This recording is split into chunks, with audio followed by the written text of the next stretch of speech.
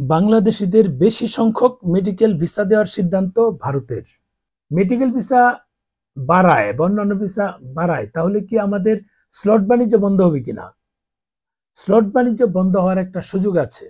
Slot বাণিজ্য বন্ধ হতে পারে, এই কারণে বললাম যে আগে আমরা স্লট নিতাম, কেউ দ্রুত নিয়ে নিত, কেউ দেরি করে পেত, এটা হতো না, হতো।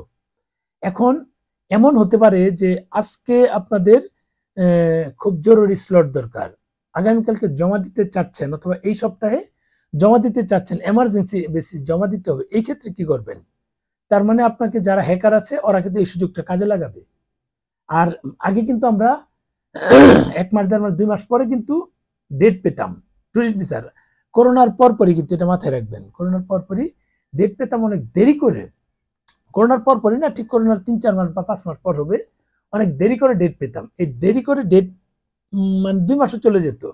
এই যে যারা আগস্টে মানে টাকা জমা দিয়েছে, সরি জুলাইতে টাকা জমা দিয়েছে, তাদের ডেট পড়েছিল সেপ্টেম্বরে, অক্টোবরে, তার মানে 2 মাস 2.5 মাস টাকা সহ জমা দিয়েছে, তাদেরটা কি হবে? এরকম 2 মাস 2.5 মাস পর যখন ডেট পড়েছে, টাকা তো আগে জমা দিয়েছিল, এখনো এরকম টাকা জমা নিয়ে নিবে, হয়তো ডেট পিছনে হতে পারে। আর যারা দ্রুত চাচ্ছে তাদেরকে হয়তো হ্যাকাররা এই সুযোগটা নিতে পারে, আমার যেটা মনে হচ্ছে। এই ভারতীয় এম্বাসি যদি এটা অন্তত করে দেয়, তাহলে যারা একটু সময় সাপেক্ষ বিষয়, সরি, একটু সময় সাপেক্ষ বিষয়, যাদের এমার্জেন্সি বেসিস ভিসা করতে হচ্ছে না, 2 মাস পর যেতে হবে, এখন থেকে তারা আবেদন করে রেডি করে রাখলো, 2 মাস পর জমা দিল, 8 দিন 10 দিন 12 দিন 15 দিন পর ভিসা হয়ে গেল, তারা এজ ইউজুয়াল যেটা আগে 800 টাকা নিত সেটা এখন 1500 নিচ্ছে, খরচ সহ 4500 যাবে, যেহেতু 3 টাকা অতিরিক্ত ট্যাক্স যায়, 4500 যাবে।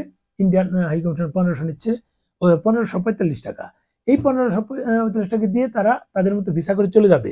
যাদের এমার্জেন্সি বেসিস তারা হয়তোবা এই যে এই মানে হ্যাকারদের কাছ থেকে নিতে হবে। এখন অনেকে বলছে আমি বড় গেমলার, বড় মাফিয়া, হ্যাকারের চক্রের সাথে জড়িত। আলহামদুলিল্লাহ, আপনাদের এরকম যদি হতো তাহলে তো কোটি কোটি টাকা কামাইতাম। টাকা কার নেশা নাই? সবারই নেশা আছে। এরকম যদি আমি করতে পারতাম, নিজে স্লট দিতে পারতাম, তাহলে তো কোটি কোটি টাকা আমি কামাইতাম। প্রতিদিন 50টা স্লট নিলে দেখুন, যদি 5,000 করোড় ভাই কত, কয় লাখ টাকা হতো দেখুন, এটা হতো তো।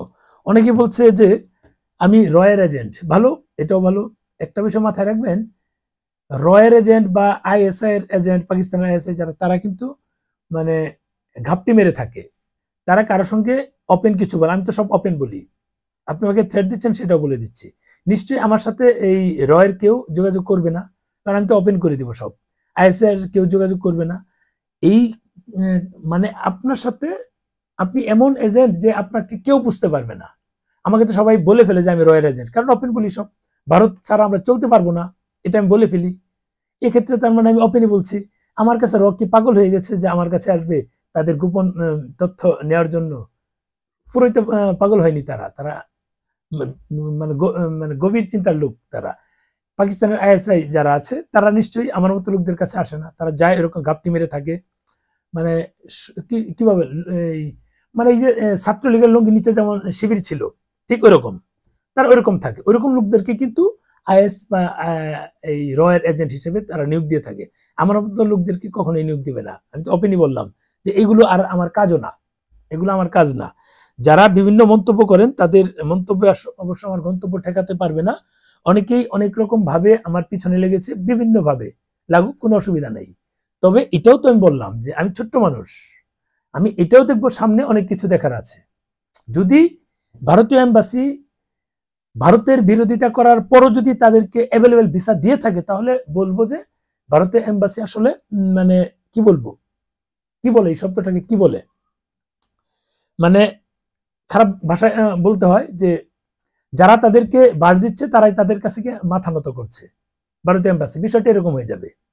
যারা ভারতের বিরোধিতা করেছে বিভিন্ন ভাবে, বিভিন্ন বিষয়, আমরা ভারতের বিরোধিতা করি ক্ষেত্র বিশেষ।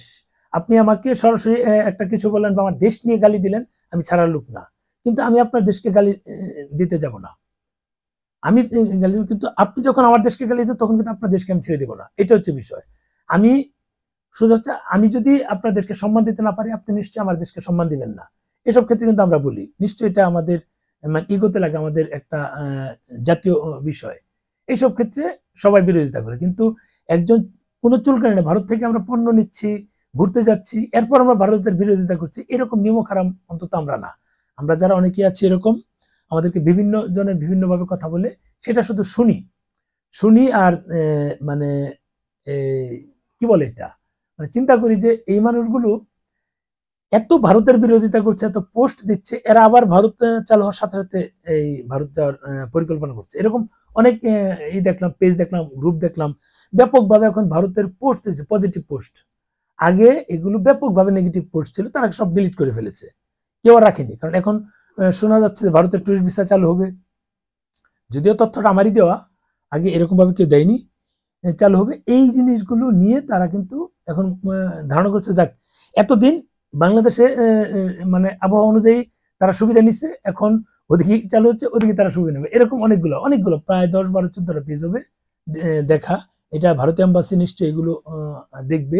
এখন এই যে যাদের বিরুদ্ধে কাউকে নাম মেনশন করিনি, কিন্তু যারা কাজটা করে তারা তো জানে যে তারা কি করেছে, তারা তো আমার দিকে শত্রুতা বাড়াচ্ছে। ভয় আছে আমি কখন কারো নাম বলে দিই কিনা, এত যদি প্রবলেম হয়। সেটা আবার অনেকে বলবে যে আমি কেমন হয়ে গেছি যে আমি বললে ভারতীয় হাইকমিশন দেখবে। ভারতীয় হাইকমিশন আমার কথাই দেখে না। ভারতীয় হাইকমিশন নর্মালি তারা এজ ইউজুয়াল নিশ্চয়ই এটা খোঁজ খবর রাখে। এই নিশ্চয়ই বাংলাদেশের কোন জঙ্গিকে ভারতে ভিসা দিবে, এটা নিশ্চয়ই তারা দেখে শুনে বুঝে দিবে না, এটা যাচাই বাছাই করে দিবে। টুরিস্ট ভিসা চালু হোক, আমরাও চাই যে মানুষগুলো ভারতের বিরোধিতা করে না তাদেরকে যাচাই বাছাই করে তাদের ভিসা দেওয়া হোক, এটা নিশ্চয়ই মানে ভারত করবে। যেমন আমেরিকার ক্ষেত্রে আগেও বলেছি, আমেরিকার ক্ষেত্রে কিন্তু এসব বিষয় ঘটে থাকে যে আমেরিকার বিরোধিতাকারীদেরকে তারা বিভিন্নভাবে নেয়, হোয়াটসঅ্যাপ বা ফেসবুকে তাদেরকে দেয় না। আর আমেরিকার বিরুদ্ধে সারা জীবন করে যাচ্ছে। আমেরিকা যদি আমাকে মানে 1000 কোটি টাকাও বানিয়ে দেয় আমেরিকা যাওয়ার জন্য, সেখানে যাব না, সেটা আমার জন্য না। সেটা হচ্ছে মানে আমেরিকা হচ্ছে যে ইসলাম নির্মূলকারী একটা দেশ, ফিলিস্তিনের সমর্থন দিচ্ছে আমেরিকা। এরকম এই মধ্যপ্রাচ্যের ইসলামিক দেশগুলো নষ্ট করেছে আমেরিকা।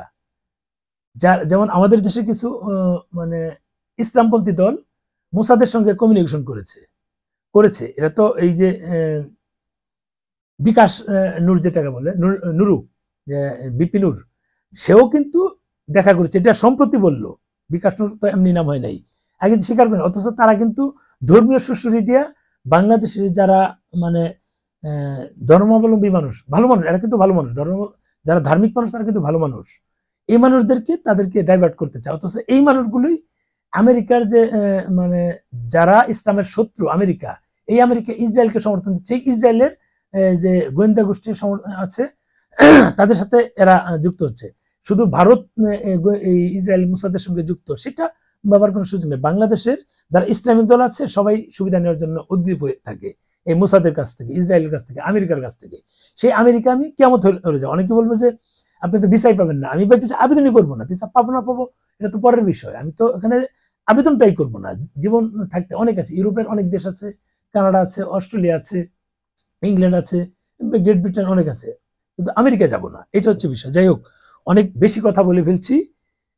আপনার একটা বিষয় শুধু বলে রাখি যে যদি মানে অ্যাভেলেবেল ভিসা হয়ে যায় এবং ডেটটা যদি আমরা 1 মাস পরে পাই, পিছনে পাই, সেটা আমাদের মতো যারা মানে মধ্যবিত্ত বা নিম্নবিত্ত যারা আছি তাদের জন্য কিন্তু সুবিধা হবে। এই 5000-7000 টাকা দিয়ে ডেট নেওয়া, আমাকে তো অনেকে বিভিন্ন মন্তব্য করে, কিছু করার নাই, মেনে নিচ্ছি। তারা মন্তব্য করছে, মেনে নিচ্ছে, কারণ হচ্ছে ইনটেনশনাল মন্তব্য করছে। কারণ হচ্ছে আমার কাছে বহুত লোক আসছে, আমি তো বলছি যে আমার আবেদনের জন্য 500 টাকা করে আমি নিচ্ছি। আমি যাদের কাগজ নিচ্ছি, আবেদনটা তো আমার দ্বারা হচ্ছে, আবেদন করে দিচ্ছি। আমার কিন্তু ছেলেদেরকে যেহেতু আমার বেতন দিতে হয়, 500 টাকা করে নিচ্ছি, বাকি টাকা তো আমি ওদেরকে দিয়ে দিচ্ছি যারা এটা কাজ করে। মানে এটা বন্ধ হলে আমি আবেদনের 800 টাকা নিব, সোজা হিসাব। আবেদনের 7 থেকে 800 টাকা নিয়ে নিব শুরুর দিকে, তারপরে সেটা কমাবো, পরে দেখা যাবো। বা 500 নিলাম বা 600 নিলাম। কারোর কাছ থেকে যদি 500 টাকাটা 600 নেই, তারা নিশ্চয়ই নিষেধ করবে না। কিন্তু এই 500 টাকার আবেদন যদি মানে 1500 টাকা, 1550 টাকা আবেদন, আর আমি 550 যদি নেই, ইজি ভাবে লোকজনে দিবে। বা 2000 টাকা নেই, 450 নেই, ইজি ভাবে কিন্তু লোকজনে 2000 টাকা নিলে। কিন্তু এটা যদি 7000 টাকায় চলে যায়, লোকজন নিশ্চয়ই এটা পজিটিভলি নেয় না। আমি 2000 টাকাটা যদি 2200 বলি তারা দিবে, কিন্তু 2000 টাকাটা 7000 টাকা বললে কেউ দিতে চায় না।